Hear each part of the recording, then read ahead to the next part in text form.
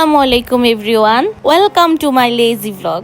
পুরে আসার পর তেমন কোথাও যাইনি, সারাদিন বাসায় ছিলাম। তো ভাবলাম যে আজকে একটু বাসার বাইরে যাই। 1-99 হচ্ছে যে একটু কেনাকাটা ছিল, তো ওইখানেও ঢুকলাম। তো ঢুকে আমার যেটা কেনার দরকার ছিল সেটা কিনে আমি চলে যাই হাসান আলীর মাঠে। তো হাসান আলীর মাঠে যাওয়ার পর চোখ পড়ে একটা পিৎজার দোকানের দিকে, যেখান থেকে আমার কখনো পিৎজা খাওয়াই হয়নি। তো অনেক রিভিউ দেখেছিলাম যে অনেক মজা। তো এখান থেকে আমি একটা পিৎজা অর্ডার করি, যে 4টা ফ্লেভারের পিৎজা। এখানে 4টা ফ্লেভার বলতে 4টা টপিংস দিয়ে এখানে একটা পিৎজা সেল করে।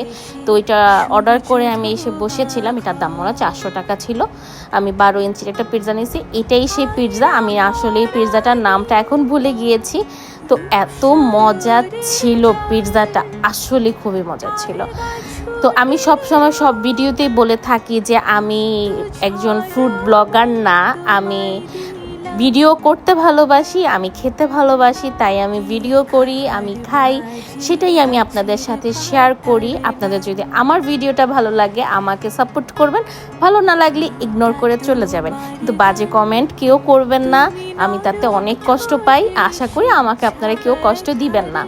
তো অনেক মজা করে পিৎজাটা এনজয় করতেছি, করে তারপরে একটু বড় স্টেশন যায়, অনেক গরম, তবে বাসা চলে আসি। আসসালামু আলাইকুম।